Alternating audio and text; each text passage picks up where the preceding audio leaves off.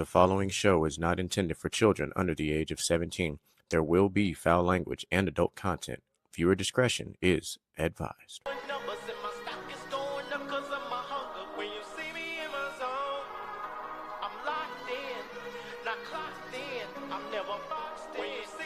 When I'm in my zone, I feel like I'm alone. I feel like I'm unknown to the world that's full of clones. My originality's focused on principalities broken. I'm loaning my heart and soul to the game that's scared to pay it back. And failure is a motherfucker. The strength to go on and believing in another sucker who don't see the vision in you. So you gotta work harder times two. Gotta make it do what it do with the limited sources you have. Your dream is still a fine motivation in you and inspire the world to do.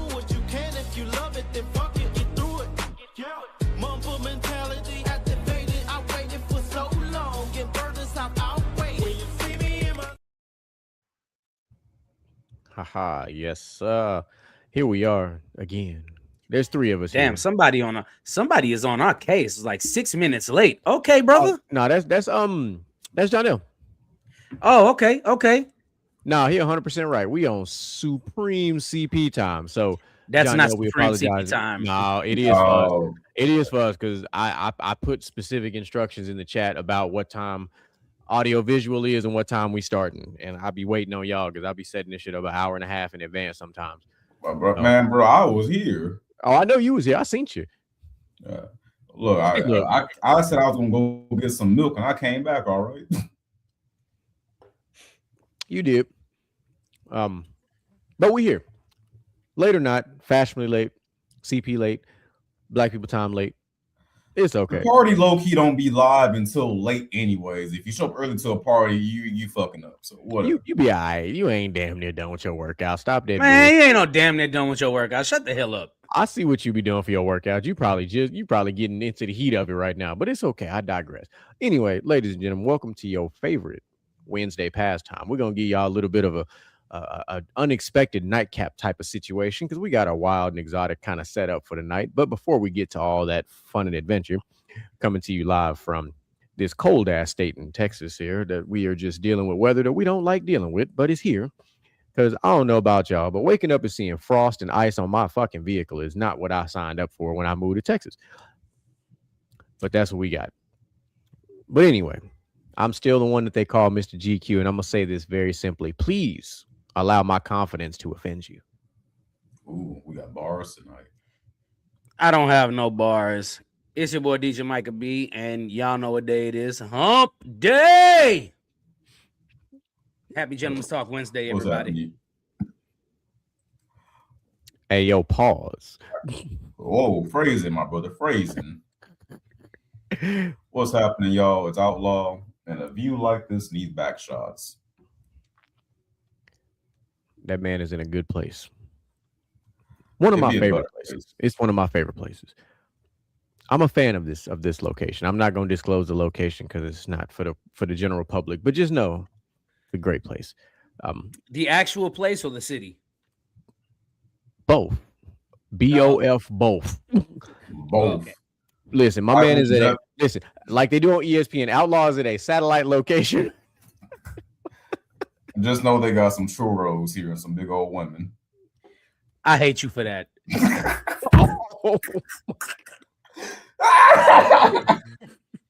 My man just decoded the situation and gave it away. I hate you. I hate you for that because that is accurate. Oh shit! Not bro. Yes. Why was this even put in the comments? Because of who it is. All right. Do you expect anything less? All right, Stephen A. Smith, okay, we know where he at. Yup, for sure. Yeah, Charles gave you everything you need to know about where that man is at, and he upset some people. We don't care. Okay, we like it around here, but don't forget he came back and apologized, saying he had churros. Yeah, he apologized, and then I'm sure when he goes to that same location, he is still loved. They still love Sir Charles over there because he's a light-skinned bald man. You know what? I'm gonna say something controversial about Charles. No. I truly respect the fact that he's been married to the same woman since the 80s. This is true. What you thought fucking say? That's not controversial. You say he's gonna say something controversial. That's not controversial. Almost though. Almost, because it's not common anymore. So it's close. It's close to it. Leans a lot more. All of his contemporaries in his like NBA career, who the fuck still married to their OG wives? LeBron. But I wouldn't consider Charles and LeBron to be contemporaries. They kind of played in different generations, I was just giving you another example of somebody that been with the same woman. Well, hell, Steph Curry. I don't know if Aisha want to be there, but we ain't gonna talk about we ain't gonna talk about that. Now, that's another conversation for another day. Look, boys gonna start putting Vegas level bets on the show about when is the word controversial gonna come up. We're gonna turn it's gonna turn into a gentleman's talk drinking game one day. We're just gonna how many times the word controversial gets said across an hour and a half show. I mean, to his credit though, like to be a superstar in the 80s and 90s, all the chances he could have had. Been with the same lady for because I love that for him. Even Magic fucked it up. And then so let's not sit here and say maybe he didn't fuck up, because there's also the possibility of he did fuck up, but it was done in private and not out in the public. Perhaps 100%, perhaps. But on the surface level, who we going? On the surface, that man is a saint. Because we don't know no better. Well, since we're talking about this, and we got some stuff we're going to talk about tonight pertaining to somewhere along the lines of this subject, let's start this shit with a bang. Because I gotta know, since Outlaw so perfectly put Sir Chuck in the position here. Whoa. My question, if there's any ladies on here, I have a question for y'all. Any fellas, I need y'all to chime in too. How much money do you have to make a year to cheat comfortably? Because a lot of these women get cheated on all the time, and they keep going back to the same rich NBA players, and they just stay there because they know they are well taken care of. So how much money do y'all think you have to make a year to cheat comfortably without somebody leaving you? I'm going to say something controversial. I've known plenty of women who got cheated on by bum-ass niggas, and they still stayed. So the money ain't the fucking issue. Yeah. It's the low self-esteem. It's the low self-esteem. It's the self-respect. It's the overall respect. There's a lot of other factors. How you going to let Jody sleep on your fucking couch and drive your Nissan Altima till the fucking wheels fall off and still cheat on you, and he got a place to stay? 3 out of 4 bald tires. Your tires should not be shiny. Hold on real quick. All right. So just to kind of go back off of that, because it's a, I'm not going to say it's a valid question, but it's a question nonetheless. But it's like, I think the response is perfect. There's no dollar amount on it. It's all about the person. It's 100% about the person. Because you said it, or you hit the nail on the head. You could be a bum and do the same shit. You could be a billionaire, do the same shit, a millionaire. We've seen the spectrum. We'll call it. Yeah, speaking of billionaires, like Jeff Bezos cheated, his wife left immediately. And they settled, and she got paid like she did. She got paid very well. So I don't know if there's like a dollar value. Like a lot of, I think most people say like, oh, like he'd be having to like bring in millions if he gonna cheat. That's just you talking with your ego. Yeah, because a lot of y'all been cheated on for free. Well, no. So at the same time, when they're saying that, what they're really saying is, go ahead and make all them millions because I'm taking half. Right. So let's call it what it is. It's really a long-term game. But let's put this into a much more proper context. And I'm gonna use an exact phrasing that they use in my other profession, and I'm gonna reframe it. So we use the term "do what your rank can handle," and I'm gonna tell you like this: do what your bank account can handle. Point blank, because you can't tell people not to do things, because then they're gonna do the exact fucking opposite. Like, that's just human nature, to quote Michael Jackson real quick. So do what your bank account can handle. If your bank account can handle, a 6-figure, 7-figure divorce, then do what you do, brother or sister, or they, them, whatever your situation finds itself to be. But that's the fact of the matter, because it's whether you and then not we're not even talking about if you have other assets. We're not talking about if you got cars and houses, kids, pets, businesses. Like, we're just, so it's like, you don't, what are you willing to put on the table to potentially lose? I mean, that's definitely a good way to look at it, because I think when people cheat, they don't think about what could go wrong. And I'm gonna say it honest to Moses, like, as a nigga who has cheated, I don't be thinking about the goddamn consequence. I be thinking about this fucking nut. I'm just being real. Like, that's I know it's factual. Like, don't come ask me like, were you thinking of me when you were fucking hurt? No, I wasn't thinking of you. Obviously. If I was thinking of you, I've been laying next to you. Like, I'm not trying to like glorify cheating. Like, I'm a changed man, but like, just being. No, but you ain't got to change nothing because you single, so it don't matter. Facts. Like, at this point, I will never be your main nigga. I'll be a fun nigga, but I ain't gonna never be your main nigga. At this point, that sound, now you talking about bars? That's a bar. That's a bar, because a lot of women love. When I say a lot of women, they love the fun nigga, but they hate when you have to be structured.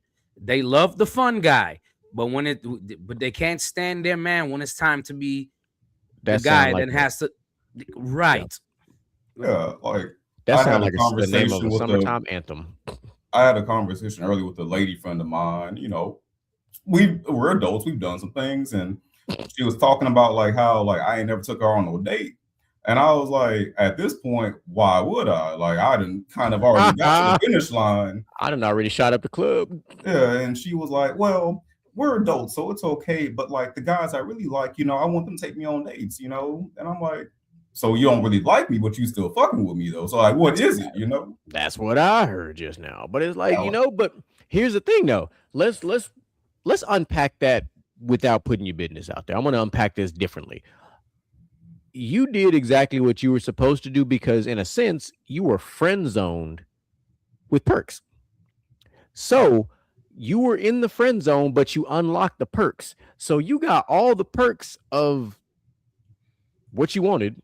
So when all of a sudden it became like, I've already done X, Y, and Z, but how come we've never done X, Y, and Z? Well, because instead of starting from home plate, you fucking started on third base and you tried to run the fucking bases backwards. And you wonder why you got laughed at. I've tried to tell so many women for years. Like, I've had plenty of homegirls like, hey, if you giving a nigga the milk for free and then be like, buy the cow, he not gonna fucking buy the cow. Like, I hate to make it just about sex, but like, let's be honest, like, if you giving a man basically the perks of being with you without committing to you, and then ask him to commit to you, come on, goddamn it. I see it. And that might. I understand what you're saying. I see it from two different perspectives, and there's nothing wrong with what you said at all. And then it's because it's the most common way. And then there's some, like, there's some situations, and I truly believe this from personal experience and just being out in the world in general. Sometimes you can't control what the fuck happens, upon meeting somebody the first time. Because I mean, I've told you about my experience and my professionalism and in the world of solo nights. Like, it sometimes you just can't control what the fuck go down. Yeah, to keep it 100, like, I think one of my best connections, we ain't connected no more in a sense, but like, we hit it off on the first night, and we did adult things, and I was still like, fuck it, you gonna be mine. I like what I got right now. Yeah, like there's, and that's why I said, to me, there's levels to it, because there's also, they talk about the phrasing, the thrill of the chase, and all the stuff like that. Back when I was in my run around have fun days, it was always about the challenge, because it was never like, oh, let me go after, just whatever I can get my hands on. I was looking for that one that was turning all the dudes away. And I was like, she turned away this type of dude, and I'm really peeping. I'm like, I'm looking at the type of dudes that's getting turned away, because full disclosure, let me tell everybody how this simply would work for me. Me and my brother actually talked about this the same day we got our tattoos, actually. Um, when I go out by myself and I did those things, I would always sit at the bar. And I would always sit in a certain seat at the bar where I could see everything perfectly clear. So when I look to my left or I look to my right, I see everything I need to see and I'm having a good time, but I'm scoping and I'm watching. And eventually I'm going to see, like, yeah, I think she kind of cute. And I'm going to watch her. And then she going to, some dude going to talk to her and she either going to playfully brush him off or he going to buy her a drink and then they might dance one time and then she sits back down. Like, I'm watching all the signs. But I'm looking for the body mannerisms. I'm like, what is she doing? Is she on her phone all the time? Like, I'm like, I'm looking for what the signs of, like, okay, what's the move here? And then at some point in time, I'm going to tell the bartender, hey, I need you to do something for me. And then I'm going to tell him to make a special pretty colored drink and I'm going to send it over there. And you might ask yourself, why do I do that? Well, I'm a bartender by trade and people like pretty colors and people like pretty drinks, and pretty colors and pretty drinks lead to pretty damn good conversations. So it's an icebreaker. Do I do that all the time? No, but there's a time and a place for that. But there's different ways to shoot your shot, as they say. But I will tell you, that is one of my most effective ways of breaking the ice, starting a conversation, having a good conversation. You may end up on the dance floor a couple times. And then from there, hey, we either closing that deal or we going to get real damn close. I respect all that you said. And, that the method to your madness definitely does work. But I would definitely tell, a lot of cats, women, men, what have you, you don't got to chase if you're the right one. And I feel like oftentimes men in particular, they think, the harder they try, the more persistent they are, the better their odds. But I'm going to tell you like this. In the animal kingdom, if something's running from you, it don't want to be fucking caught. So if you've been trying and trying and trying and it ain't got no fucking where, you not the one. Like, I understand putting in a degree of effort, but like, when does it becomes embarrassing after a certain point, Absolutely. And CJ, you 100% right. You fucking right. I'm still a thrill chaser because I like going roller coasters and all the other shit. Sometimes the thrill in general is just the fun part of the entire thing. But sometimes just like better than the actual 100%. But exactly what Outlaw said, like, what you're not gonna catch me doing is some thirsty, desperate type shit. You want fuck you mean? Absolutely not. Because to use his same reference of the animal kingdom, I still view myself as the lion. I still view myself as the king. I still view myself as the prize. 100%. What I am doing is I am allowing you to have some time to occupy some space in the moment. That's what I'm doing. Because that's just the confidence in which that I see myself, which is why, more my tagline will make a lot more sense as this show goes on. But I'm very much about, if my confidence does offend you, I apologize in advance, but I really don't, because it's been used and told, oh, you're kind of arrogant. No, I'm not. I'm just confident in myself. If you're not confident in yourself, what the fuck are you doing? Like, I'm gonna say something controversial, and this goes to everybody. No. Why not be magnificent? Why not be fucking incredible? Like, the only person stopping you from being the fucking greatest is your fucking self. If you really want to be him or her, it starts with you. And a lot of people have so much potential but hold themselves back. And I hate seeing that shit. Like, I've done this myself. Like, I've been my own worst enemy before. I've held myself back. But at the end of the day, if you want to go somewhere and be somebody, it starts with you. So why not be fucking great? And I'm glad you said that. Yeah. I don't think it's arrogant. No, it's only arrogant to those who don't understand what exuding confidence looks like. Now, I would say it's arrogant if you actually can't meet your own fucking standards. 100%. If you out there putting the most outlandish shit out there that you like, listen, when you go home at night, like, if you talking about, you whatever the fuck you say accomplishment wise, but your ass is pulling up with your Dodge Charger to a goddamn apartment, sit the fuck down somewhere. I'm gonna be that guy, because your priorities is wrong. I've known too many dudes who had brand new Mustangs pull them to a fucking trailer park. I don't want to strain nobody finances. Listen, come on now. Or pull up to their parents' house. Or shit, the Mustang low key got a cosigner as your fucking gal. Yeah. Baby, just put this card in your name real quick, okay, baby? Just go ahead, sign for it, baby. You know I'm good for it. Yeah. Don't be But him. you have to, like, if the world is just like, the world is different. And that's why I think millennials will forever continue to change the world, because we're just different. We have a different thought process, a different viewpoint, and it does offend people sometimes. It does bother people sometimes, but we don't give a fuck because somebody got to do it. Might as well be us. Nobody was put on this fucking earth to please any fucking body. Like I just feel like this whole like trying to appease people, please people, not stepping on people's toes. Like, be your fucking self. If it bother people, fuck them. But then I think she realized you weren't here. Clean Jordans in the dirty room, bro. We talk about that all the time. You know what? Speaking of dirty rooms, I'm gonna go on a fucking tangent, bro. Nah, fuck this shit. I needed to say this shit.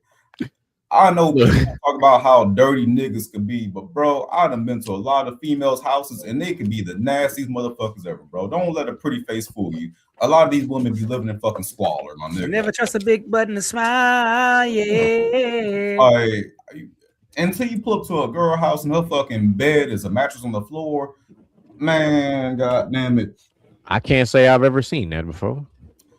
I done seen the highs and lows of women. Like I done truly have. I've seen honestly the peak of what a woman could be, and I done seen how low they can be, bro. Like it's a spectrum, my nigga. It's truly a spectrum. I believe it. No, I believe it. Like I'm just saying, like I ain't never seen the mattress on the floor. Like not. I've never seen that. I have known baddies to be about 4-5 baddies in a fucking tiny ass apartment, bro. Like, see, now that shit's wild. I'm just saying though, but don't let these pretty faces on Instagram and Snapchat fool you, because a lot of these motherfuckers do not live the life that they portray. I'm trying to tell you. Oh, we know the false fantasy hood that is. Yeah, like the chick you seeing going to Turks and Caicos probably got like 30,000 in credit card, didn't work at Starbucks. Yeah, that's Mr. Gent. Welcome to the show, Mr. Gent. How are you? He pulled up like, what the fuck did I walk into? This nigga pulled up looking like he educated. That's what we doing. We just tipping hats and shit now. What's going on, motherfuckers? What's going on? Yeah, what's going on, dude? Pulled up looking educated. Oh my god. You look like you ready to go march for Martin Luther King. I mean, Martin Luther King.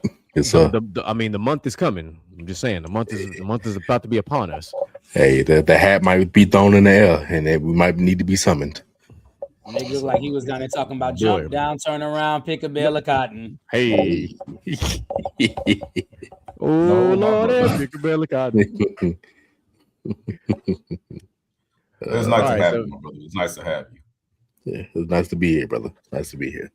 So, all right. So let's get started. Now that Mr. Gent's here, and we got our we'll call it our random bullshit and semantics out the way. Let's hit this first topic because it came out of left field. It was interesting. Just for the sake of it springs about another conversation. But Outlaw had posted it in our chat earlier that apparently the future of Twin Peaks might be uncertain because they may be filing bankruptcy. And normally that wouldn't be a big deal normally, but when you look at the conversations that we've been having the last couple of weeks, this starts to tie in because now you're seeing like even places like that now are starting to fall by the wayside. Hooters closed down last year. Yeah. Well, Hooters needed to close down. Yeah, I'm about to say that one was overdue. Goddamn soggy nuggets they got. Oh, they used to slather them bitches in sauce, bro. Slather. Hooters suck. Anyway. Because at that point, all we'll have left is bombshells and Oils Locos. Yeah. Do we even have chulas anymore? Ojos Locos is chulas. Yeah, I'm about to say, you show right. That's true. I feel like there's a lot of different things going on. For one, there is a downturn in drinking. Like people these days don't drink nearly as much as they used to. Like that's a fact. You can see that like in the alcohol industry. They're drinking beers different places. Yeah. They're drinking at home because it's cheaper. Yeah, that could be part of it. Because and then also, no, go ahead. you got to remember, there was a point not in time when it socializing was as much. yeah, there was a time when it was normalized to work Monday through Friday, and on a random Thursday go to happy hour. And you could go to happy hour with like $25, $30 and be cool. Nowadays, you go to happy hour with $25, $30, you're getting 2 drinks. You need about 60. Cause like happy hour 25, is you're gonna get 1 drink and tip very well. yeah, At like best. because like with when you go to happy hour, it's supposed to be a happy hour menu. Drinks are supposed to be $10 and under. Like your No, $10 fuck drink, like that. Happy Like hour back in the day was 5 and under, bro. I I Like, know, know, but used to I'm get listen. like, You see what I did? Now, I adjusted for the 15. economy. I adjusted for the no, economy. no, fuck that shit. I used to go to Joe's Crab Shack and they had like $2 fucking hurricanes. Get fucking lit on $10. Come Listen, on now. we are Man. we are the group that had the $1.50, you call it 75-cent drinks. Like we trust me. Bro, there We had was the 30 cents, We did have the 30-cent look, $2 Crown and Downs. $1 Crown and Downs. Speaking the of $1.50 the key margaritas is and back. Montrose back in the day. The key is back, by the way, for the $1 Crown and Downs. I don't know if they're doing that again, but Yeah, like Well, 85 well, cents now a we piece. can go to the Applebee's and get the Dollaritas. Lord, the Dollaritas. I don't. That sound Them like shit's it's most. trash. That sound like it's most sugar than alcohol, it is. It Them shit's trash. It is. My stomach They started love hurting before I even started buzzing. right? Yeah, Like, there but you see, and the thing is, if you really look at it, is like just to go off of what he said about drinking going down, or like just really public drinking, for lack of a better term, going down. It's because most people they either drink at home or they get with the crew, the fellas, the ladies, whatever the case might be, and they drink at somebody's house, or that's just it's essentially cheaper to have that one random friend that either has a bar or a beer fridge or a beer, set up in their garage, and everybody just I pull up over appreciate you there. very much, my brother. I really do. Because Very much so. because you can now social drink at somebody's house versus out in public. You ain't got to really drive nowhere. You ain't got to deal with all the bullshit. Because nowadays, if you want to all watch something on TV, somebody got it, whether it's a streaming service or whatever the case might be. Like, it's just everything is set up for you to be successful outside of those public areas. Mind you, one of my favorite pastimes was me and DJ Micah B going to motherfucking Brew Wings to watch the UFC fights and get the beer towers. 100%. They took That me was on Brewing. Brewing's closed down now, right? I know, Yes. yeah. I have one down the street from my house that ain't open no more. But it was the situation of being able to watch these UFC fights and have a beer tower with my boys. That Yeah. because mind you, if I could purchase the fucking apparatus, I would. I mean, you can. Not for that price. Not for that Not price. for that price, no. But yeah. Before they close down, you should just do an offer at them.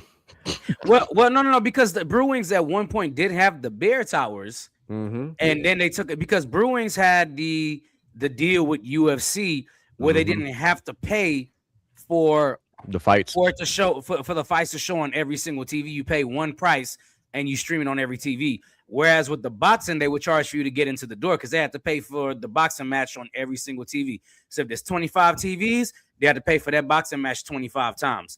Yeah. Now, granted, going back to the liquor consumption is going down. Number one, that has to do a lot with weed being more accepted as well in this day and time, and you're not as heavily penalized. But it also has to do with your grandpa, and maybe your great grandpa would graduate high school and be like, you know what, I'm not gonna go to college. I'm gonna go to the steel mill, or I'm gonna go.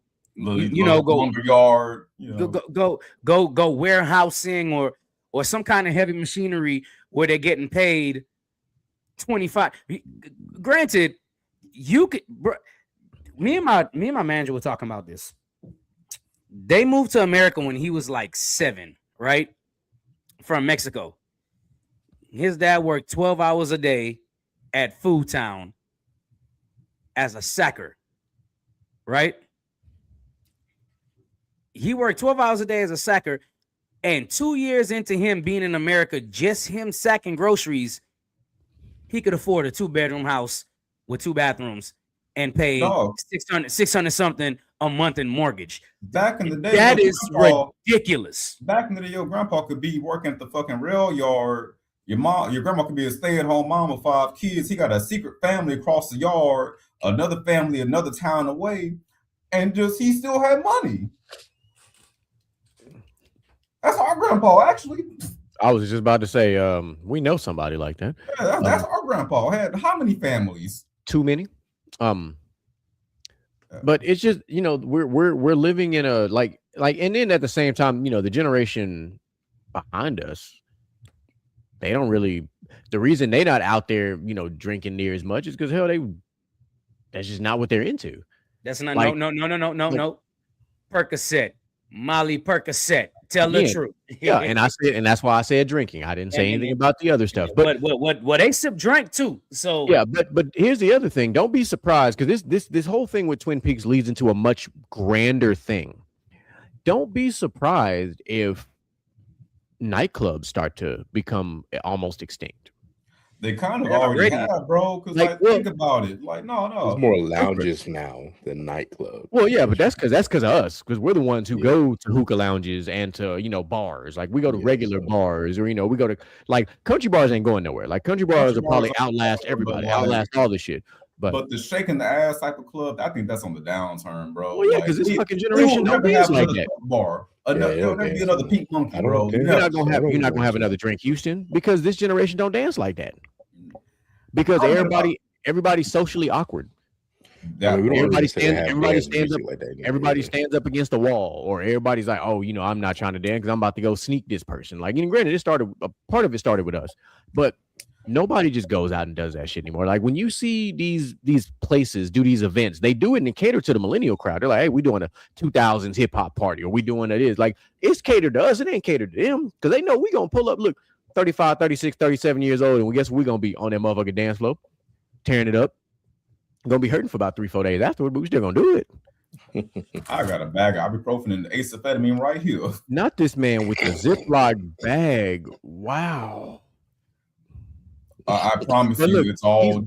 But Moo is right too. Like they really can't. Like if it's not a rehearsed TikTok dance, they really can't.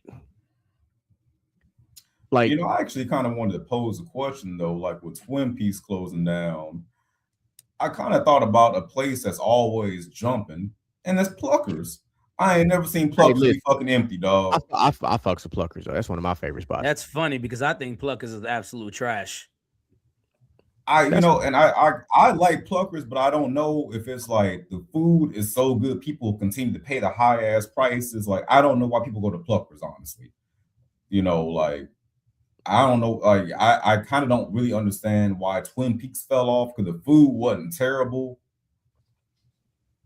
I mean, Bombshells is better when it comes to food, for sure. And 100. Actually, food and drinks, actually. Now that I'm really putting food and drink, Bombshells way better. But I just got what this brother said. This nigga said this basically furniture stores. I thought about this. That's really what a hookah lounge is. Because what are you actually paying for at the end of the day? You're renting the hookah, but you're paying for the shit you're smoking, the flavor. Should be the flavor that you want. You're basically paying to lay around on boneless fucking couches. Yeah. And I said there's a nigga who's on the lounges. Like, they all right. First of all, I love me a good hookah lounge. I'm not even gonna sit there and play with you. Like, I really do. Like, it's a cool environment. That's the only the cigar lounge would be good. Yeah. Too. Oh man, I love a good cigar lounge. But like those are the only facts for sure. So those are like the only places that I see nowadays that I'll go to or have been to where I don't see a lot of fights breaking out. No, they're chill environments, bro. If you fight in a hookah lounge, you just an asshole. Yeah.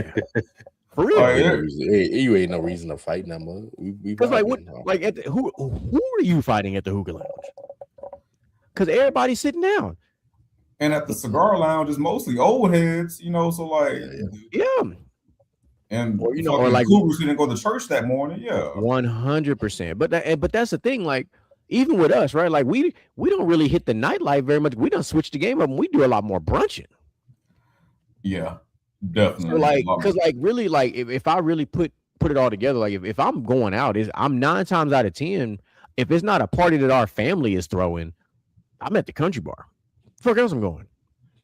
Like every now and again, I'll hit the random pool hall because I got a partner that like to just he's an old soul that likes to just go get go hit Fast Eddies and drink some beer and play pool, and I'm cool with that. Like that's still a good to me. That's a cool normal. That's what the modern day blue collar cat does anyway.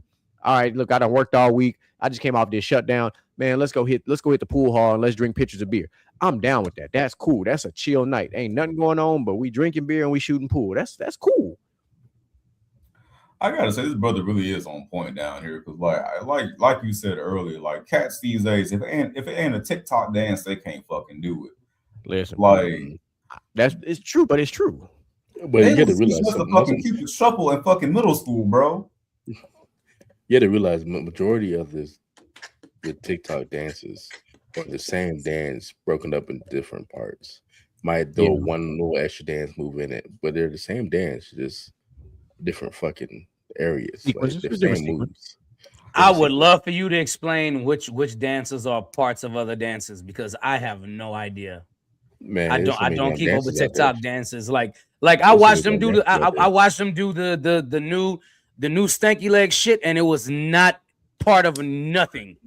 It's part of other TikTok dances. Like I wish you wouldn't even brought that up. That is one of the most. That's one of the most controversial. I'm gonna say something controversial. That shit ain't even fucking dancing, but that's fucking emoting. Yeah, no, that's really that's where it came from. If you really think about it, that's where it came from. Emoting is from Fortnite. For those who don't know what he's talking about. I have no idea what he's talking about. I don't care. I saw my daughter. So emoting is basically another word for taunting. Because like because I don't even like Fortnite, but when you do something like when you kill somebody, you push something on your D-pad and you do like this dumb choreographed looking dance thing, and then you go on about your business. It's basically what emoting. All of them are done. Like it's basically taunting, but like the way, like if you just look at the track record of these dances, right? These, I guess we'll call them dances. I really just call it choreographed movement at this point because it's really what it is. Like that nigga said falling with style. Hard to call it dancing. Remember, that's so accurate. They get the buzz like you. Because I remember, because I'll never forget this because it wasn't the first time. It was like the third time that I had taken that me and Mike had went to the country bar, and it was the first time that he saw a dance, like a line dance that black folks do get whitewashed. Oh man. And we was like, he laughed because he know what I'm talking about. Is that like, the bunny hop? Yes, bro. Oh yeah. Yes. See, you already knew. See, the fact that you knew what I was fucking talking about, like it's shit like that. Or they tried to, like, what killed me is when they tried to do it with the wobble, and I was like, first of all, stop. Because remember, that's when we seen the white boys start humping the floor and shit. I'm like, bro, sit the fuck down somewhere. That's not what we do here. Like the thing is, right? And I don't think people get this. So we just gonna put it out there. Like when you see folks with melanin in their skin doing dances and they kind of, we'll say, improvise, kind of sort of, or add a little flavor to it like that. That's putting your own little swag on it. We're not taking away from the entirety. That's adding some stank to it. You know what I'm saying? We trying to make them go, you know what I'm saying, stank face one time for the one time. But like if we doing something, we're not taking it so far left or right that it takes away from everything else that's going on. It normally, in sequence, falls in line, because even if you look at, like, prime example, like when we do the wobble, I'm one of those people, because I showed DJ Mike could be this shit. When we do the wobble and we doing the turn, I added the motherfucking Dougie to that shit, because that shit adds a certain flavor. Everybody like, hey, what that man doing? Guess what? First time I did this shit at the country bar, you know what the fuck happened? Everybody was like, hey, what the fuck that guy doing? Yeah, add some slappy mama to it. You know what I'm saying? A little Tony Satcheries, you know what I'm saying? Not that Mrs. Dash, not that bullshit. We put some actual flavor on that shit. That's not salt and pepper for taste.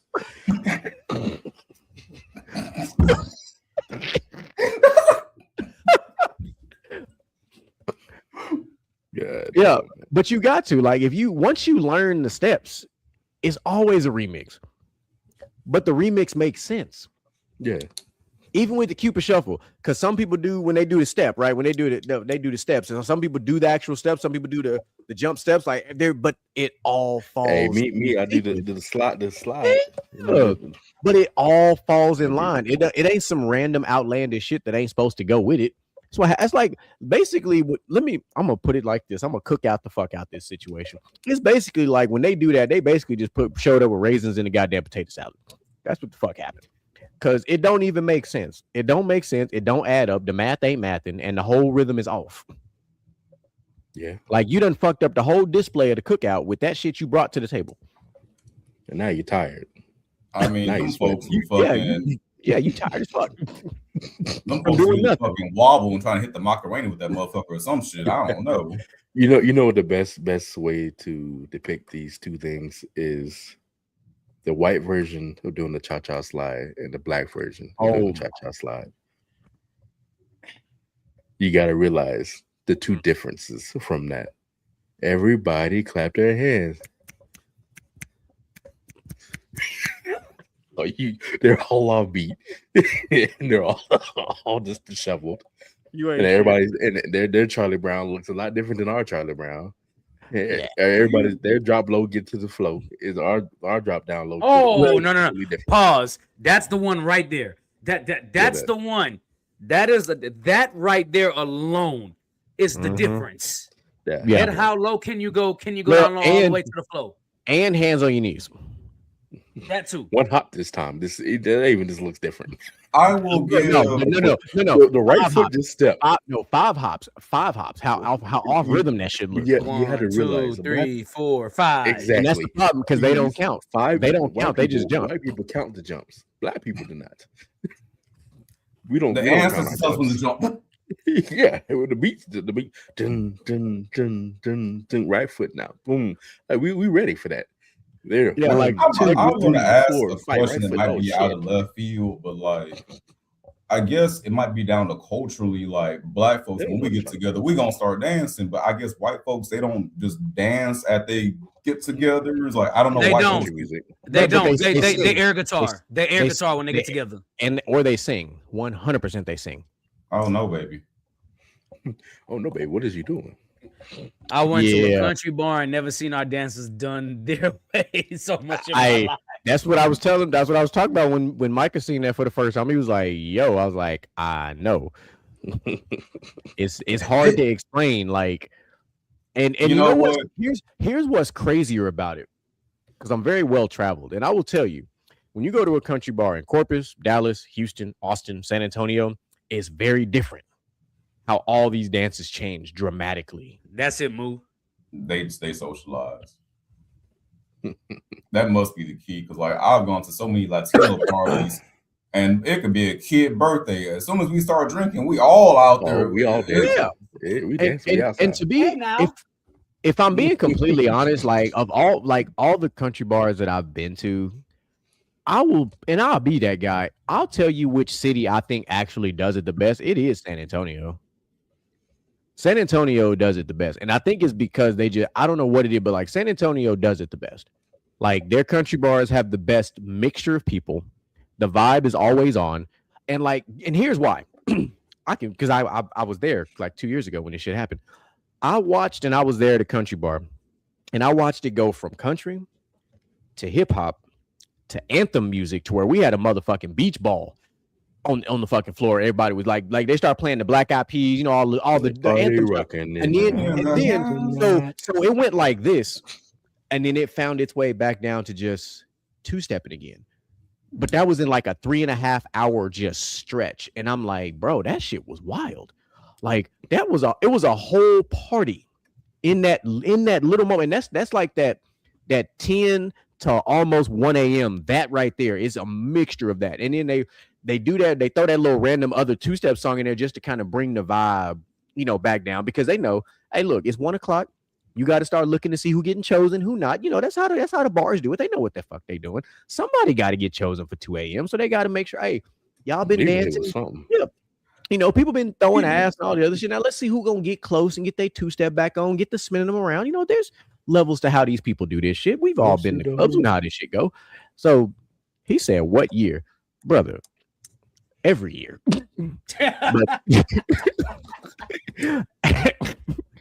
But the last time I was at a country bar in San Antonio was actually last year, 2025, and 24. Now I think about it. You know what I feel like? We talk about a lot about clubs and like sports bars, but I feel like something else is like on the downturn. It's house parties. Like I feel like kids these days will never know what a fucking house party brother. really House is. Like, parties are on a downturn. On a downturn since about 2015, they started dying down.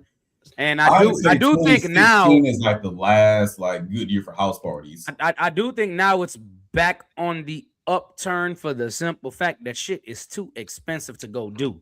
So they just call it kickbacks. I'm gonna rephrase it because I'm not gonna say that kickbacks and house parties are two different things. Yes, and no. Kickbacks and house parties are only down 100% for different. Kickbacks and house parties are only down for this current generation. For us, that has become our norm. That's 100. Our norm is kickbacks and house parties. Like we do that shit. Like that's what we do. We definitely do a lot of kickbacks. I'm talking about like the house parties, like the Project X house parties. Listen, I done been to in 2025. I went to 3 of them at Micah House. Them was not kickbacks. Them was not kickbacks. Hey, move right. These kids don't know what a true house party. Y'all know what time it is when y'all come fuck around. And with listen, and not to mention, I'm gonna say it because we went to, we went to Sherrod's parents' Christmas party. That wasn't a kickback either. That was a motherfucking event. And that's my pushback with Mr. Gent right now when he said kickbacks and house parties are kind of this. No, I would say it's a transfer. It's a transfer. There's less house parties, and they started calming down. They started not dancing as much. They still don't dance as much. They just go over there and fucking drink. They ain't trying to go in there and butt and fuck and stuff like that. So. Brother, I'm sorry to tell you, you came in the late 90s when house parties were already pretty much on the downfall. Yeah. I'm not gonna lie to you. The house party movie is what house parties used to be, like all the time. Without the fight. They used to get pregnant at house parties. See, I kind of attribute the downfall of house parties to my generation because the crunk era came around. And when the crunk era came around, niggas would just fight for no, because you get nigga, you can never ever. I'm going home. Yep. Now you got Baytang and Magna. Now you got Baytang and Magna throwing up their signs at each other. And then here come Crosby in the party. They throwing up their signs. And you already know what time it is. Like, man, let me go ahead and get up out of here before they start throwing these hands, because I ain't fighting with nobody. Don't forget the 2 random kids from Highlands pulling up. Oh, yeah. If you don't give a damn, we don't give up. Hey, if you don't give a damn, we don't give a. Don't start no. Bro, I'm telling you that. Look, Micah, don't forget girl fight. Oh man, let's not forget whoop that trick. Oh yeah. Oh. Boy. You know what I hope kids get to experience? The motherfucking random field parties. No, they ain't experiencing that. That means you touch grass. That means you gotta touch grass. Not saying that it can't happen. Now there's a lot less fields now, is what I'm saying, because they're cutting down everything and making subdivisions. So there's that, but the other issue with that is that the amount of I gotta record everything is because when we went to these parties out in the fields, we wasn't recording shit. We wasn't trying to bring back we wasn't trying to incriminate nothing. Who you gonna call? We wasn't trying to incriminate not nobody. Hey, facts. No, that's Eastside, true. Eastside cool with everybody. That shit, they're crazy. All the Eastside cool now. You're like, man, just 15 years ago, we was throwing them signs to each other like, brother, I'm about to knock your ass out. Bro, we used to have North Shore versus Channelview fights all the fucking time. Like, we couldn't stand them niggas. They just lived across the freeway, but we hate them niggas. Boys literally would stack in each other's faces. Like, that's how the fights would start. Like, boys start stacking their signs in front of each other, and then, you know what I'm saying, if you don't be that guy that's stacking and wearing glasses, then somebody get their glasses slapped off, or you got a toothpick in your mouth, somebody knock a toothpick out your mouth. Disrespectfully, too. Yeah.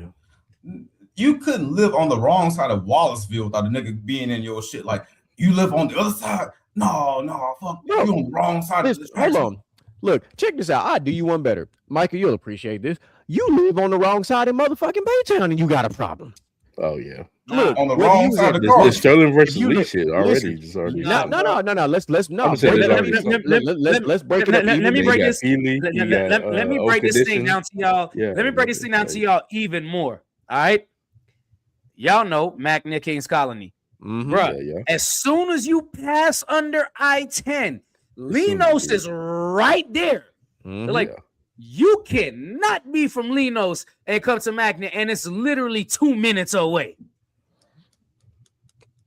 Like if you what like side of if you I-10 live like from? yeah, like and then That's when you pretty like much what it is. when you live in Baytown, they really be like where you live. Like if you live in Oak Addition, Central Heights, Old Baytown, Magnet, Pelican. Kings College, Pelicans Bay, Northwood, like bro, Baytown ain't that big, but to have like essentially be built like New York and have a bunch of fucking boroughs in the The boroughs of Baytown. Goddamn. But it's the truth though. Crosby and Like, Barrett, another and one. then- Yeah. and then, Oh, yeah, and then, Crosby and then look, don't be from my Bellevue because we 100% was like, hold on, bro, you ain't even from here. You don't even go You need here. to leave. You don't even leave. Like, brother, your Well, you zip code is better different. not be Like- from Barbers Hill up in our shit. Like, look, and then look, Michael, we like, look, where you from? You from 520 or 521? Nah, really, that's really what it is. That's really came down to.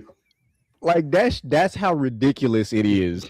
And then, look, he's right though about Crosby and Barrett, bro. Y'all literally share shit in Crosby and Barrett. Y'all share common areas like gas stations and shopping areas. Like, Bro, y'all there's 90 is what separates Crosby from Barrett, and it's crazy because it's Yeah. literally 5 minutes. I'm about to say, it ain't even nothing. Yeah, no, for real. Like, my Bellevue might as well be. Yeah. Nowadays they call it don't- New Baytown. So Well, first of let's talk about this real quick because I can't let this go by without saying it. Mr. Gent people from Mackinac, dog, oh yeah, for shit show. and he went to school at Mackinac, Barbers Hill, I had to say that. Hey, where you? And if I was in Baytown, where you from? and I'm out and he Kings Colony. and didn't you go to see the Bayou? I went That's to see BJ. wild. His family from Mackinac. He went to see the Bayou in junior high, and then moved and went to Barbers Hill. Yeah. My boy had a legit tour of the Bay.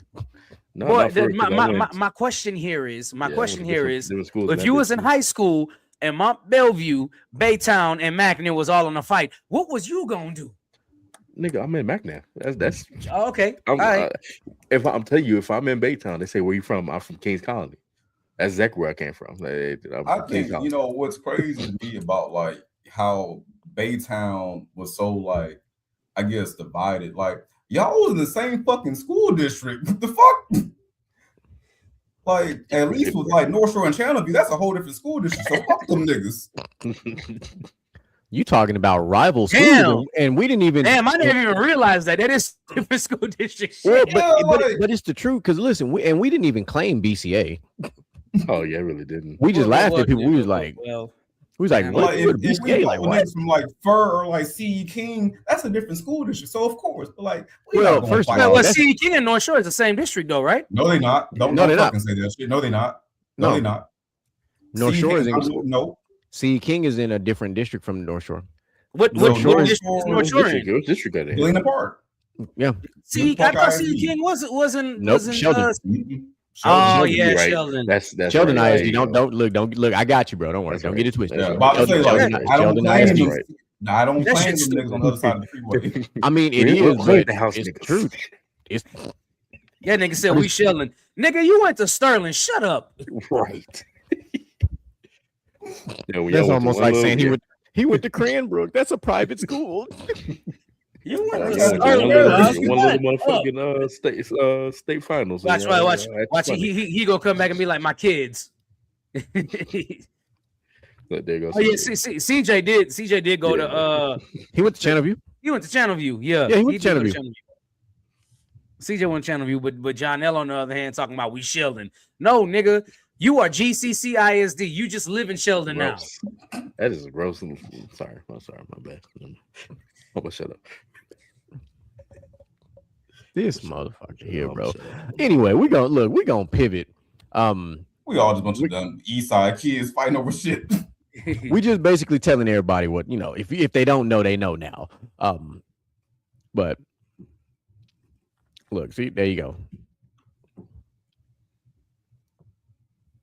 Stop telling everybody you old. Damn. That whole comment just how old you were. I remember. Oh, 8. God, spaghetti bowl. What the hell is what is a spaghetti bowl? Spaghetti bowl. Oh, it's inside of Channelview High School. Oh. The old Channelview High School. If you walk into Channelview High School now, you wouldn't recognize shit because they done revamped the fuck out that school. Okay. That's all right. About Barbers Hill. I walk in there, nigga. What the fuck? I mean, look, I never saw the old Barbers Hill. I've only disrespect. seen Barbers Hill now. So no, I saw the old Barbers Hill. No disrespect to Channelview ISD and Spaghetti Bowl, but I mean, we just call it the Commons. I I don't know what to tell you. We just called it the Commons. I think Lee and Sterling both called it the Commons. I don't 100%. There was no other phrasing required.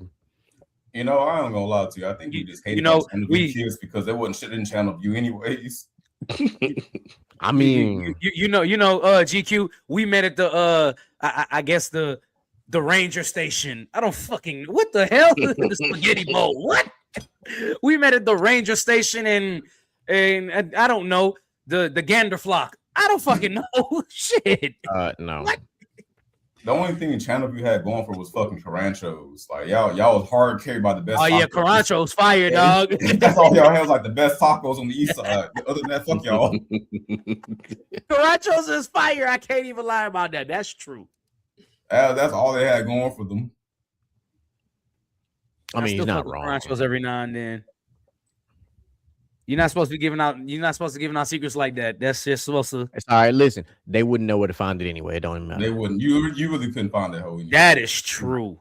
Like if you don't know what you're looking for, so you're not even gonna be able to find it. But I do have a question. So last week we did the episode. We talked about all the different upcoming shows and movies in 2026. Have you gentlemen caught up on some of these trailers of things that have come out? Man, I saw the Super Mario Galaxy trailer where they showed Yoshi. Hey, listen, when Yoshi ate Toad's fucking lollipop thing, that shit cracked me the fuck up. I was like, bro, that shit was funny. It was like, oh, we just letting dinosaurs come in and just join the family. I was like, my man was really mad about it's Yoshi, of course. It's Yoshi. Okay. Hey man, y'all gonna Yoshi, not Yoshi. Toad is a goon, bro. Toad is a goon. Yeah, bro. Toad, listen. Toad and Yoshi are my two guys on Mario Kart. Trust me, I know. Toad, low key, was like one of the fastest ones on Mario Kart. I mean, when you weigh 10 pounds, get down that road. Yeah. Now just don't get hit by nothing though. Hell no. Look, don't let Donkey Kong get you. Run your ass smooth over. You're gonna spin around about 15 times before you stop. But we talked about Masters of the Universe. Did you guys catch that trailer? Yep. I did. It looked interesting. It did. And I was like, and somebody had did like a side by side and compared it to like Skeletor from the old one versus now with Jared Leto. He looked just like Skeletor. No, 100%. They literally said, we're going to take this purple motherfucker and make him a real person. Like, that's pretty much what happened. And I was fine with it. Well, they learned their lesson from Sonic. Yeah, like I like how movies nowadays are okay with just like, fuck it, this looks goofy, we going with it. Yeah. Well, I mean, you got to realize even Shrek, like, you know, they switched that spot until next year because they probably had to fix all the fucking animation for that shit. So fucking terrible. So we bullied them like we did with fucking Sonic. Yeah, like, hey, y'all fix that shit, nigga. That shit ugly as hell. And then I think it was Outlaw. I think it was Outlaw that posted it. The trailer for Daredevil Born Again season 2. I posted it. Yeah. Extremely excited about that because I listened. With Jessica Jones coming back, that already I was already sold. Yeah. Because she's one of my favorite characters from that little arc of characters right there. So that means she's definitely gonna play, which tells me that Luke Cage is probably also gonna show up in this season. Yeah. I imagine so. Well, I don't know if he's gonna show up. He said he would do it if they Michael asked him Coulter, to. the actor. Yeah. So I mean, he can't give away the surprise if he's gonna be there. He can't. Yeah, y'all know how these actors do. They always say that. Oh, if they ask me, I would. They already done filming. I mean, think about Toby. It's probably gonna look at Tobey Maguire and Andrew Garfield. They just popped up out of nowhere. Them niggas said they not a movie and they showed up in that. Nah, bro. I'm sorry to tell you. I'm sorry to tell you. The real surprise of that movie was not Tobey Maguire and Andrew Garfield. The real surprise of that movie was fucking Daredevil showing up. Oh yeah, that was the real surprise, and it being the same actor. That was the surprise, because that very rarely happens. Yeah, like the character that plays him in the show very rarely makes it to the movie. Yeah, but like Daredevil basically started on Netflix and managed to come back to Disney Plus is like that's a win. Well, he's a good Daredevil. He's a no, sir. No, I'm sorry, he is Daredevil. He's not a good. He's not a good Daredevil. You know what he is? He is a good lawyer. That's what he is. He's a real good lawyer. Yeah. He is Daredevil, but he's a real good lawyer too. Yeah, that's true. I agree with that. Yeah, he played. But like, I think that nigga might be blind, but he ain't blind for sure. Let me tell you. I think Marvel figured it out. They're like, listen, if this show picked up this much traction, why would we change the character? No, like, facts.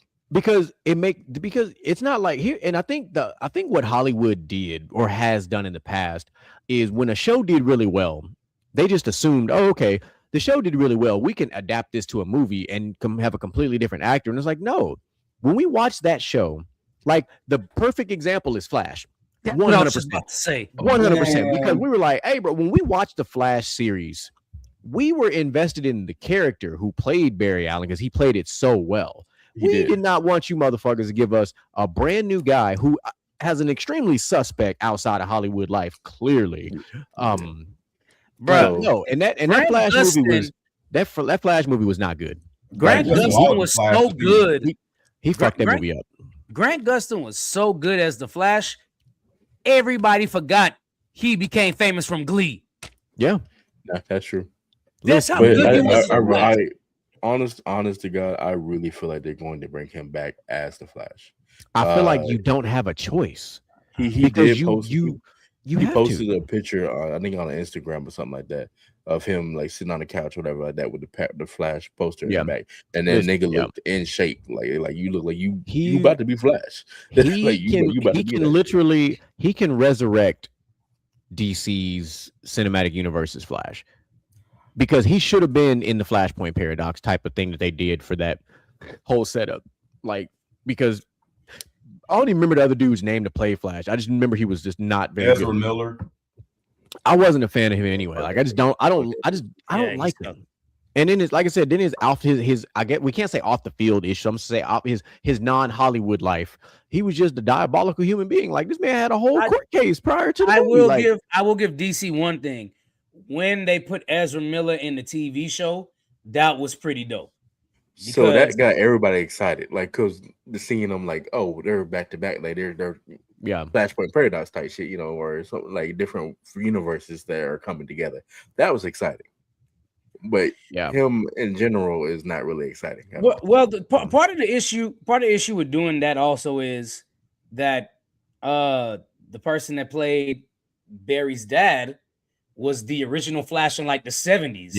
And like people our age didn't really know that unless they actually watched the series. And then I went back and watched the 70s series, and I was like, oh shit, I had no idea.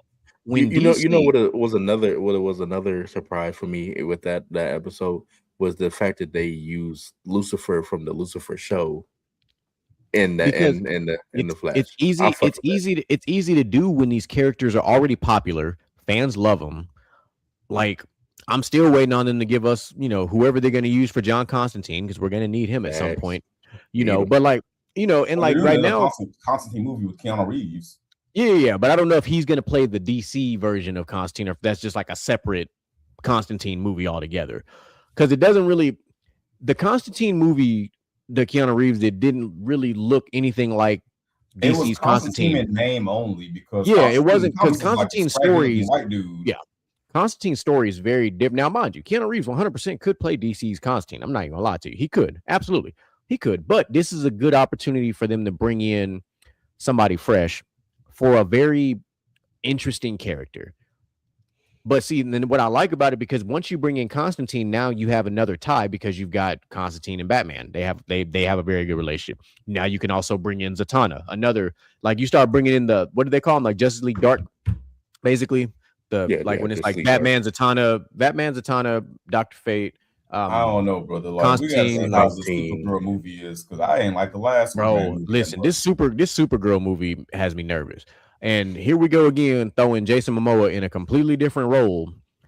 I'm like, bro, like you played. But when you look at Jason Momoa, Aquaman, he kind of looks like Lobo. But he already played Aquaman, bro. But it don't matter. So now we can fits Lobo to me. So listen, no, it matters because we can never have a massive Justice League film because Lobo plays a role in it. You can't have this motherfucker playing. I guess you could have him playing two characters in the same movie, but it would take away from some stuff. So now I think he's going to play Lobo very well. I'm more concerned about Supergirl, but every single adaptation they've done of Supergirl thus far has not been good.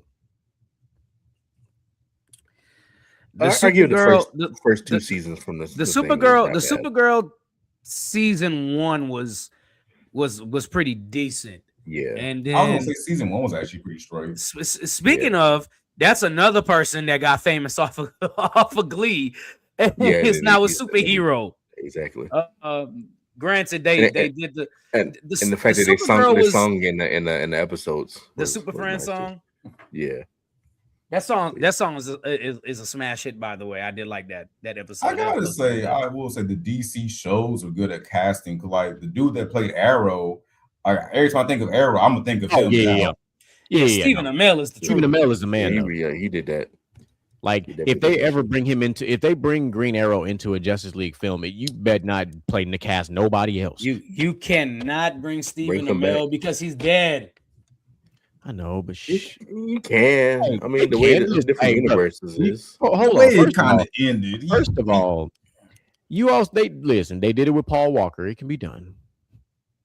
I mean, they're about to do it with fucking. But Paul Walker didn't die in the show. I know, but Stephen Green Arrow did it with Robert Downey Jr. They do it with Robert Downey Jr. They can do it with him. Well, that's some multiverse shit. But yes, I get what you did. You're doing the same thing because that's what happened with the But Flash. That's the thing with Green Arrow. It don't matter what you can insert him into the story. You can make it add up into the timeline. They do it all the time. That's timeline manipulation 101. I mean, this is a whole different universe they in, anyways. We already got a different Superman. 100%. This could be like Earth 23, Earth 24, Earth 400. It don't matter. Yeah, really. How many Earths did the Flash went to during the series? Bro, what? Yes. You can make that shit work. Yeah, they'll be fine. But now I will say, of all the trailers I've seen, the one that I'm now most looking forward to is the Darth Maul one. Like I'm because I've been waiting for years for them to do something with the most disrespected Sith that we've had in a Star Wars film and in Darth Maul. So I am very much into this. And granted, it wasn't animated, so it was a little interesting. But then watching the trailer, I was like, yeah, I'm about to. I will say the Star Wars animated shows don't miss. Like there is not a bad animated Star Wars series. Oh no, at all. Especially like Bad Batch was good. But then what got me in the trailer was when it was from the same creators that did the Clone Wars. I was like, yep, I'm sold. Because the Clone Wars is far and away the best animated thing that they've done. Like you can go back to that last season of Clone Wars. That gas. There was not a bad season of Clone Wars. That Dragon Ball trailer got me though. Yeah, no. The whole arc that's coming out, like everything about it is like, hold on now. Like the kid in us is like, bro, what's going on? Like, yeah, like so the moral arc is low key the best arc in Dragon Ball Super. So like y'all in for some good shit. Like y'all Ultra Ego Vegeta. That's not until the next arc, unfortunately. God damn. Yeah, it's the arc after the moral arc. He gets Ultra Ego. I'm actually low-key excited for the next arc because Bardock come back for a flashback for Bardock. But like Bardock was him. That nigga Frieza said, I'm gonna blow your whole planet. He was like, I'm still gonna run the fade. He died, but he ran the fade though. He tried to get up there. Black Frieza the next arc too, or is it this one? Black Frieza at the very end of the next arc. The very end of the next arc.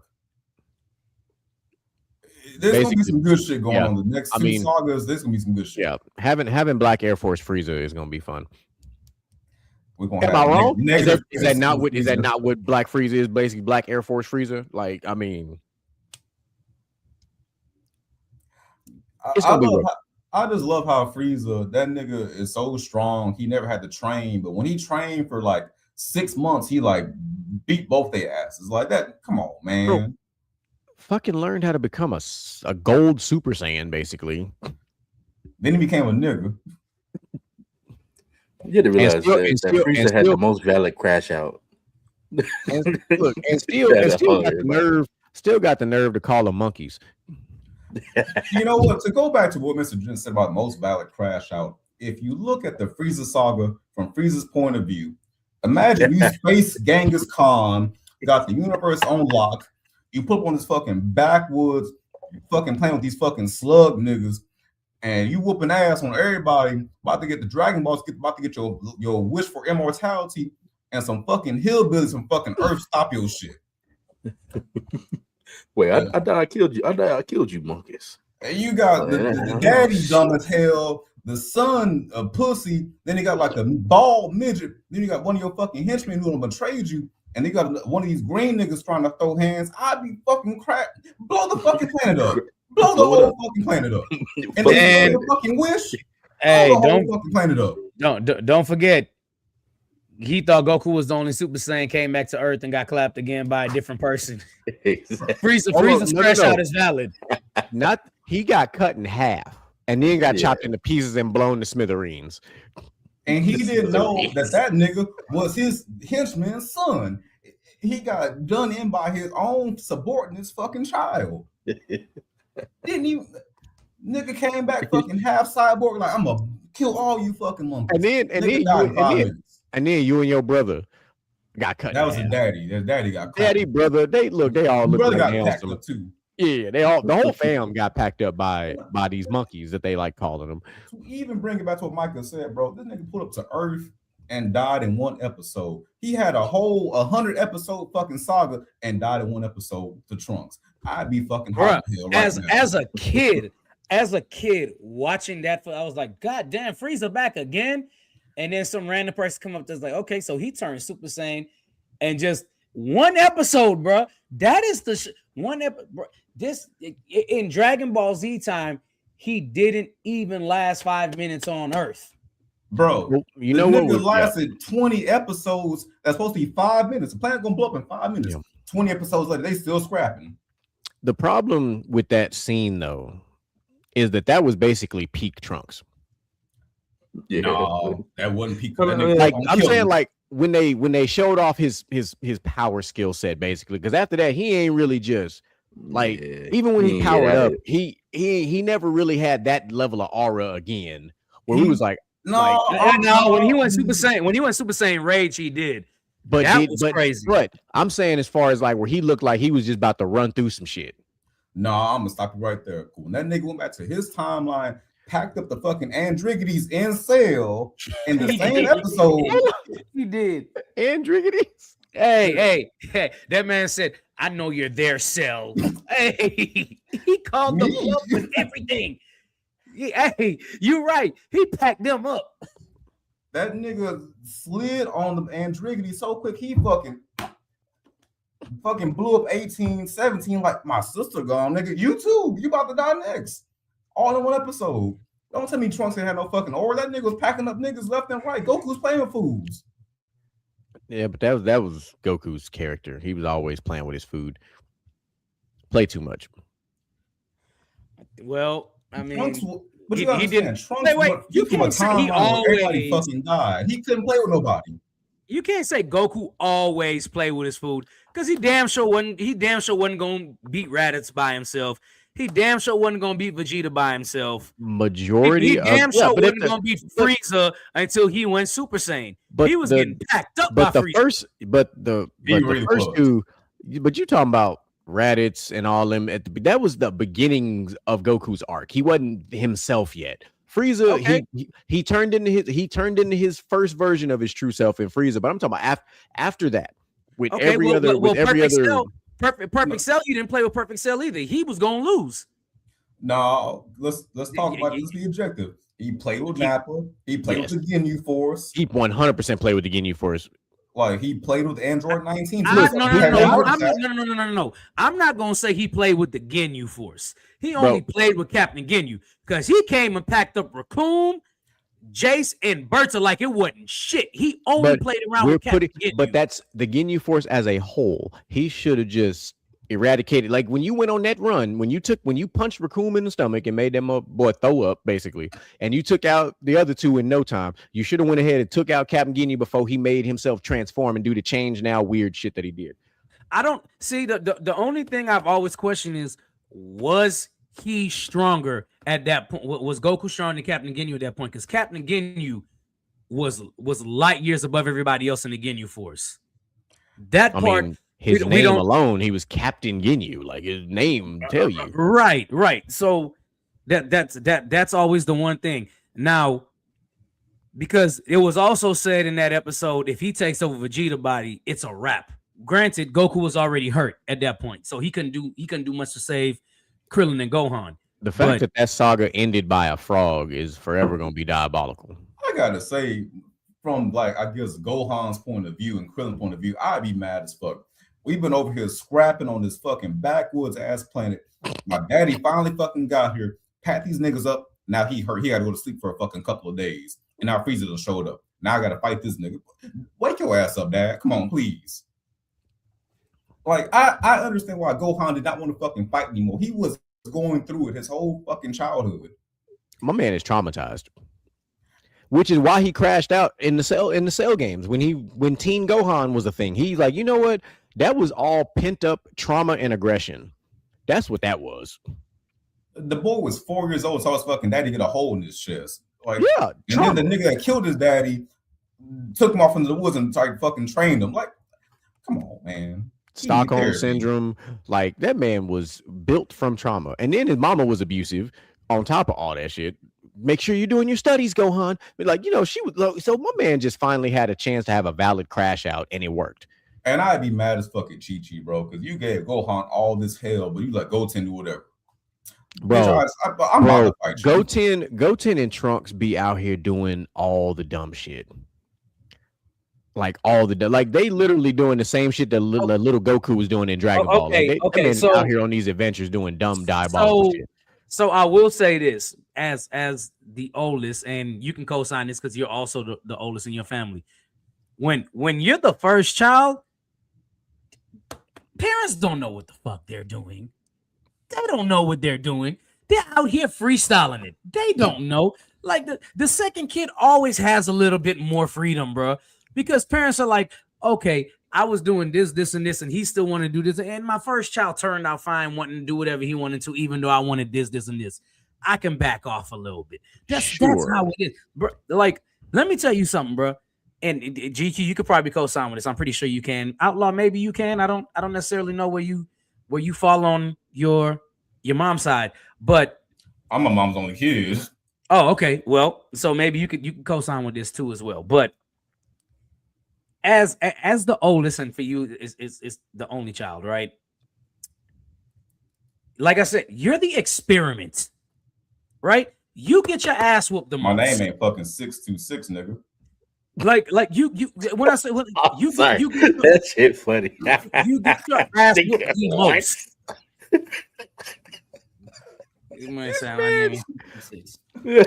How does not tell me? Listen, Outlaw, tell me you're a parent without telling me you're a parent. Not the 626, bro. 626 reference. Wow. My name ain't 626, nigga. Quote that. Clip that. Clip that one. Clip that fucking shit. Oh my god, wow. That's worth a future tagline right there. That's great. Wow. Nonetheless, okay. Nevertheless, ass nigga. Nonetheless, listen. As the first child, I got my ass whipped for doing nothing. Like I got detention. I got whipped. I made a C. Detention. You deserved it. I made a C. I mean, I got whipped.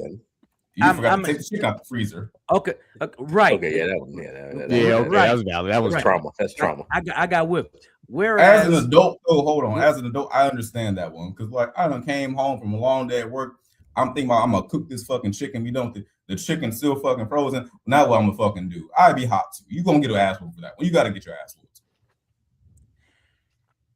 Granted, I have two other brothers that did worse shit and was just like, you can't do this, and this, and walk off. And I'm sitting there like, nigga, what? Like, I ain't gonna hold you. it was pretty evenly distributed between No, me not and in my. growing up because we all did our own fair Well, share. y'all are close. Y'all are closer in age than me and my brothers. We are a year apart. Right. Y'all are right. Me and Casella 4 years apart, and then me and Ivan are 9 years apart, and Casella and Ivan are 5 years apart. So which makes a lot more sense because y'all were toddlers together. Y'all were basically babies together. Yes. Not me and my brothers. I watched my brother get caught in school smoking weed. I watched the other one pop pills, and I got detention and got knocked the fuck out, and they just got yelled at and walked off, and I'm like, what? That's it?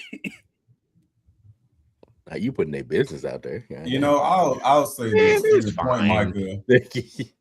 I see a disparity on my end, but it's with my mom and my daughter.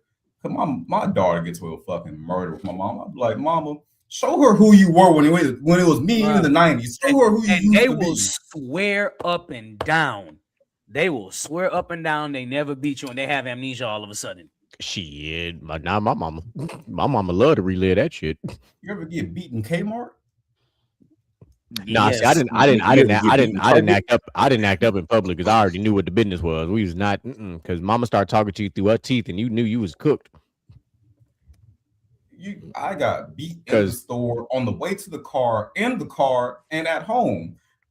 But we gotta remember, man, growing up, the most terrorizing, diabolical phrase we would ever hear is "wait till we get home." You want to talk about the fear of God or whoever you pray to? That was the quietest ride home you ever had, and then it was a psychological thing because then you go home, and it don't happen as soon as you get home. It never happens as soon as you get home. That was you go take a bath or a shower, whatever the case might be. You get comfortable, you get your jammies on. You know what I'm saying? You eat dinner, you help mom put the groceries up. Everything seems copacetic. You know what I'm saying? Yeah, you think, oh yeah, she forgot. And then you getting ready to wind down. Boy, you get in that bed. And then you hear this sound, right? And it's this bell type sound. You're like, oh fuck. This ain't no jingle bells. I'm gonna say this ain't no jingle bells. It ain't close to December. I'll say this as a kid, it's like, why do I hear boss music all of a sudden?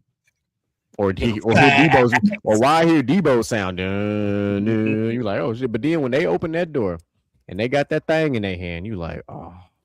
You fucking see like the life bar appear across their head. Oh shit. This the boss battle I'm about to lose. Bro, damn a life bar. Hey, damn a life bar. It's a stamina bar. It is a stamina bar. Fuck a life bar. It's stamina. And then, you know, we're not gonna put all the business out there, but the way that we used to partake in this action was not the way that kids nowadays partook in this action, because the things that we experienced in these moments are not for the faint of heart. That's how I'm gonna say it. I'm not gonna put it out there for the world to hear, because if you're a millennial, you already know what the fuck I'm talking about. Let me rewind. Sorry. If you are a black millennial, you know how this shit go, because your parents gave you very specific instructions on what you're about to do and what you're not going to do at the same time. And then for some strange reason, after this traumatic event takes place, they find a way to fucking console you and tell you, do you understand why I did this? That's accurate as hell. No, I didn't even get that. My mom be like, hey, you could tell dinner's ready, baby. Michael, you could tell her how my dad left a speech sitting right there on the table, ready for like the fact that you would get a Cliff Huxtable type of conversation after the fact, and you're supposed to just take it and acknowledge what happened. I was just fighting for my life. I'm tired. I never got that. I never got an explanation for why I whooped your ass. It was just like, look, and then I can't sit down for like 3 minutes because I'm hurting. You still going around, start beating stuff, beating the pillow, screaming in that bitch. You trying to plan out how you gonna run away from home? You can't even cry because then they say you better not cry. You want something to cry for, huh? Like the fucking punching pillows and shit. Right till you go to sleep. Like you scream in the pillow, like I hate you. Boy, you walk off, throwing your shoulders into the wall and shit. Hey, I know it. Knowing it just hurt you. Exactly. Like you better get off my motherfucking walls. Like can't Don't slam slam no no doors. fucking door. Nah, you gotta you turn the can't. knob and push You it, gotta close it close it down gently, and and go release it. soft. No. You close the door and put your head in that pillow and you scream. All you want to say. Yeah. Man, all I knew was don't ever fucking walk away mumbling under your fucking breath. God damn it. Be like, what the fuck? Man. Upside your head. Go oops upside your head. Go oops upside your that nigga. And I think it's crazy. That's a little old for you, brother. But I'm surprised. Hey. Okay, go ahead. Have you met his I'm parents? cultured. I'm cultured. I have we met can his talk parents. so casually about getting our ass whooped as kids, but we don't fucking hit our kids now. Shit. Speak for yourself. I don't have kids, but shit, you better ask my nephews what the deal is. Okay, You so might not. I think in the last year is the first time I've threatened my kids with the ass woman since they were like toddlers. So I haven't with my no, daughter. no. I maybe Hey. made contact one time. Two times. I'm proud of you. I'm proud of you, and you, my boy. But that little boy that's over there, no. He gets tagged. I'm not gonna lie. He gets tagged. Hey, you hear hey, that, bro, you got a little. Like GQ said, you got a little goon over there. Like GQ said, you hear that jingle when he hear that jingle. Nah, bro. That one. Tagged, brother. Hey, I'm sorry to the baby mama, but listen, bro, that one needs to get punched in the chest as a grown man already. BTA, damn. Yeah, y'all have no idea. Hey, y'all have no. I mean, wait, he was there last year for Easter, but he was chill on Easter. Yeah, he's chill on Easter compared to. So the crazy thing about him, if he's around his sisters, he a tyrant. But if he's by himself, no, you barely hear anything from him. When he's by himself, he chilling. He a little angel. But when he with his sister, he like, oh, they over there busy. Let me punch him in the head. God damn, son.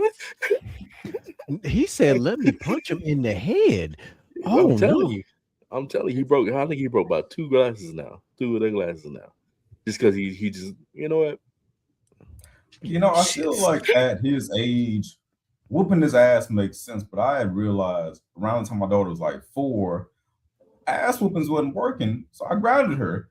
She said, never again. I don't want to be grounded no more. Well, stop fucking up. She stopped fucking up. But the bad thing about him, like even just thinking about him and how his mind works, you ground him. He's having a great time. I'm in here by myself with some toys. Cool. All right. No, I you gotta do it like our parents. You gotta strip the room. Well, see. Part of the problem is everything has to be out. Part of the problem is with this, right? Our parents would ground us and say, "You can't go outside," and that was the end of the world for us. That we could not go outside. Yes, these little niggas now be like, "You can't go outside." Okay. All right. They don't like to go outside. It's hot out there anyways. You know what I love about this beautiful device that we call our cellular devices is I can literally turn off my daughter's tablet if I want to because it's connected to my phone. So if I want to take something away, I just turn off her iPad from my phone.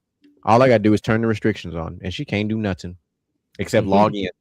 She can put her code in, but she can't watch nothing, can't do nothing.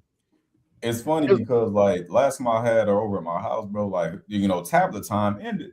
She bring me like, hey, it's not working. I'm like, you know better. You know that shit turned off for a reason. Don't play with me. Come on now. And the funny thing, I told my brother that. I said, listen, she gonna come tell you if time's up comes up.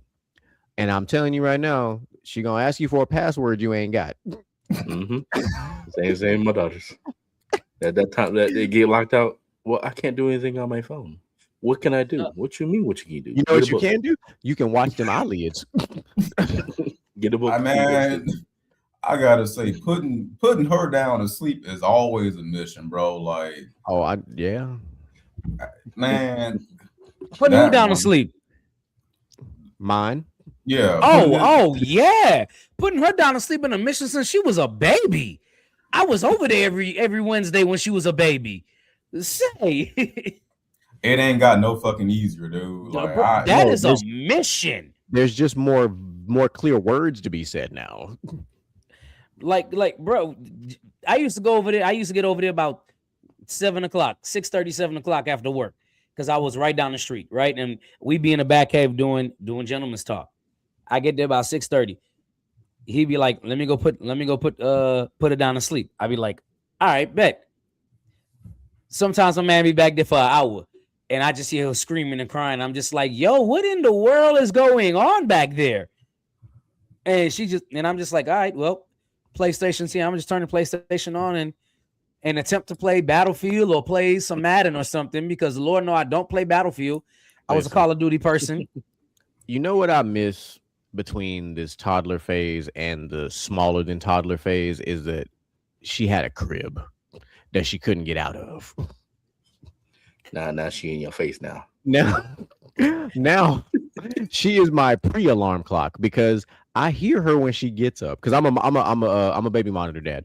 So I hear her when she wakes up. I hear her when she opens her door and my door. And I'm like, damn. Like, and I try to use my brother's tactic of essentially pretending like I'm not alive. But here's the problem. Keep calling you. Now with your daughter. No, brother, it is not that she don't keep calling me. It's daddy. Yeah. Daddy. It's the tapping. The constant tapping. Get your ass up. Like, I feel like before she do that, she stick her finger under my nose to see if I'm breathing type shit. Like, that's bro. And then when she asked me the question, is it time to wake up? No. Nah, bro. I got one worse than that, bro. It was like the time before last when she stayed over, bro. Like, I had them two fucking terrorists in my fucking bed because they didn't want to sleep upstairs by themselves. Fucking soon as the light come through the fucking curtains, she wake up and look at me like, pancakes? And mine wake up like, pancakes? Fuck! God damn it! That's very, very so accurate. Yeah, I love that. Last time she sleeps over for a while. I told Denzel, I was like, neither one of your kids allowed to sleep over here until they're about 14, dog. Absolutely the hell not. The crazy thing the is, hell not. That's what Outlaw and our dad has said. He said they can't stay over till they potty trained. I don't know if he want to deal with both of them at the same time. They run his ass right. He ain't boy, grandpa crazy. Grandpa gonna drop them off. He gonna have an afro full of gray hair. Boy, afro full of gray hair. He gonna drop him off the same night y'all drop him off to him. He making that drive. He making that drive all the way to Porter. He might. He making that drive all the way to Porter. Listen, and here's the thing, right? Like, they're not bad kids. They're really not. Like, they're active. Really yeah. They require attention. They are very active, and then they don't really fight often, but like when they do, it's like petty shit. Like, they tell on each other. Yeah. I'm like, why we in here snitching on each other? Like, what are we doing? Like, that's my response. I stop that shit. I figured out a way to stop that shit. I get one of my t-shirts and put both their asses in that motherfucker. Now y'all stuck together. You see, there's a family lesson involved in that. So I appreciate that. That's actually funny. I'm gonna go to the thrift store and purchase like a 2X t-shirt for that purpose.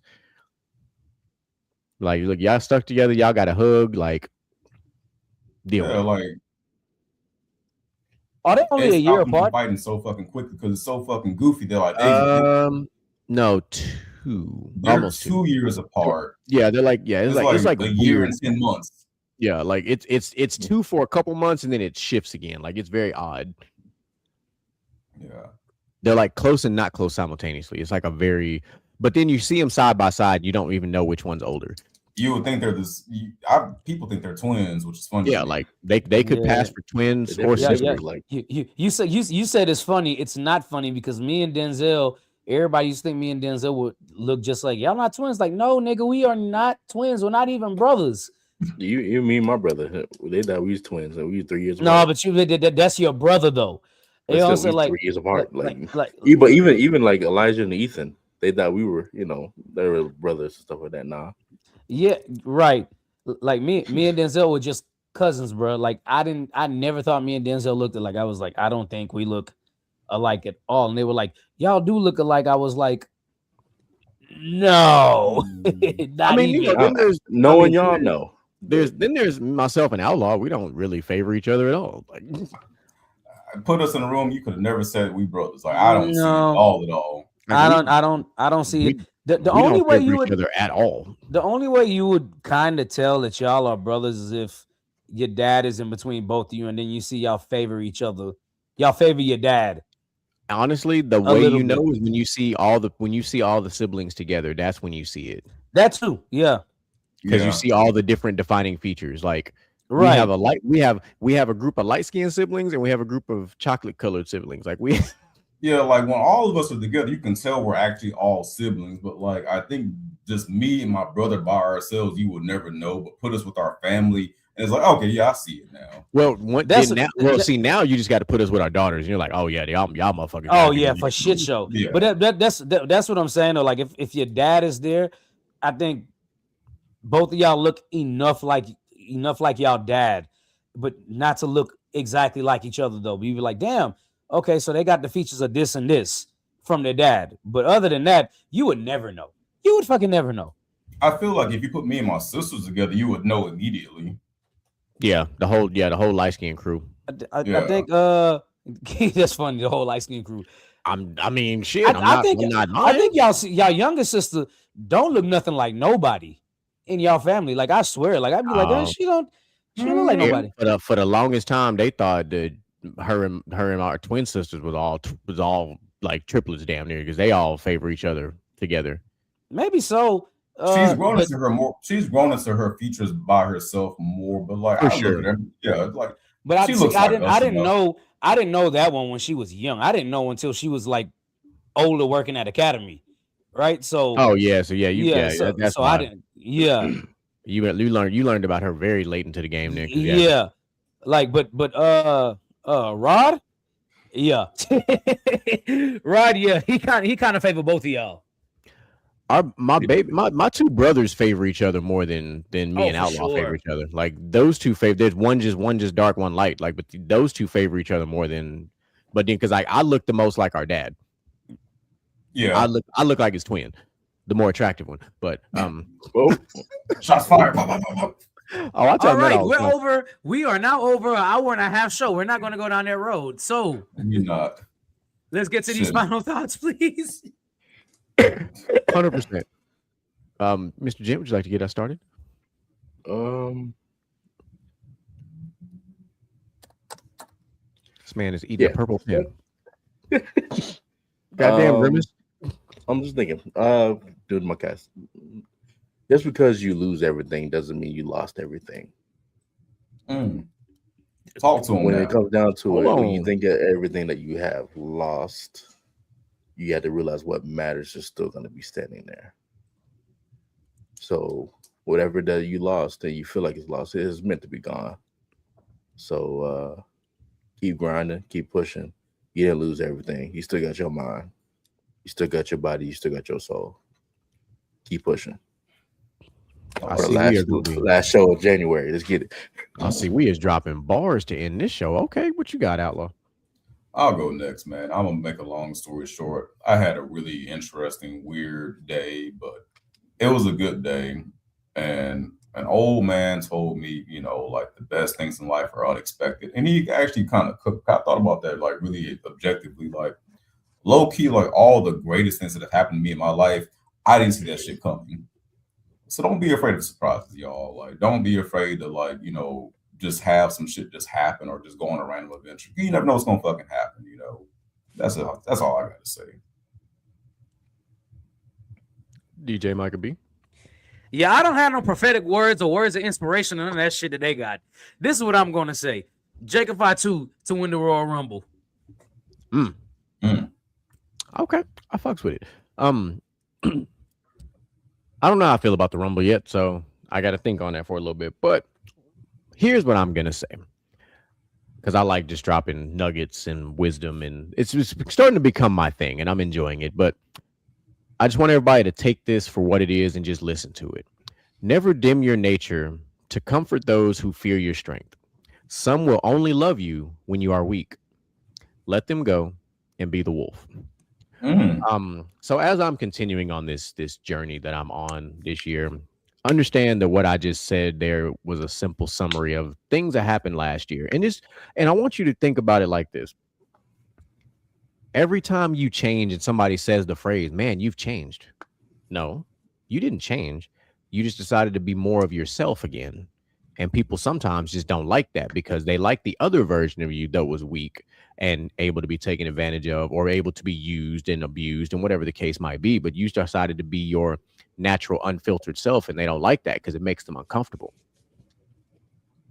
I'm going to take it a step further. People want to see you small and weak because if you rise, that challenges their position in life. But they feel like they got to rise to your level and they can't fucking do it. So they'd rather you be underneath them. 100%. So when people say those things, let them go. Be the wolf, be the lion, be the bear, be whatever your spirit animal is, but be that person that is above all else, unapologetically, transparently, you. That's how I got it. So stay tuned for more wisdom and words because I'm cooking all year long. I'm just letting you know I've been doing a lot. I'm about to be on my 3rd audio book for the year. I'm on fire. Like I'm reading books and I'm learning some shit. So you're gonna hear a lot of random shit come out of my mouth on these shows because I'm getting educated. So get some knowledge. Hey, listen, hey, listen. My public school education ain't that bad. But ladies and gentlemen, hey man, this nigga can read. Yeah, but like I said, chat, we love y'all. I had one last thing I did want to say, and it's to every single person out there that doubted my motherfucking team. Fuck all y'all. We in the Super Bowl. Your team is not. Fuck y'all and everything y'all said about our schedule. We just beat 3 top 5 defenses, and now we're about to face the 4th one because we're also one of them top 5 defenses. I don't give a fuck how you feel. We took our little 5-year sabbatical and we found our way back in with a 2nd-year quarterback. Take it for what you will, deal with it, and say what you want. Oh, y'all gonna get blown out, this, that, and the third. You might want to take a look at NFL history and underdogs in the Super Bowl because they won 14 out of 16 of them, but that's neither here nor there. Micah knows because he was involved in 2 of them that involved my team. So he knows exactly what I'm talking about. Damn. So, and the Patriots, my team came out on top, by the way, just correct. To let y'all know. Well, the Patriots came out on the bad side of 3 of those because the Eagles Philly special Super Bowl. So I know about being the non-underdog, but now being the underdog is a different ball game. But I'll digress. I'm a leader. Weren't y'all the underdog in Tom Brady's first Super Bowl? Let's just start there. So yes, we were against the Rams, the greatest show on turf. I'm just watching for the fucking movie trailers at this point. I ain't got a dog in this fucking fight. I'm watching. I'm watching for Bad Bunny because I want to see all. I feel like we're gonna get a Brand New Day trailer and Avengers. Yeah, so I'm definitely before we leave the airways, I would just like to say, NFL Hall of Fame, y'all are full of shit. Yeah, I'm gonna leave that with that was some bullshit. We ain't got to dive into that, but that's some bullshit. Yeah, because I know Inside the Huddle gonna cook on that on Friday, so you may or may not see me. Stay tuned. But either way, make sure you tune into the best damn football show on the internet on Friday. But ladies and gentlemen, we love y'all. We appreciate y'all, and we are out. Motivation in you and inspire the world to do what you can. If you love it, then fuck it, get through it. Mumble mentality activated. I waited for so long. Get burdens, I've outweighed. When you see me.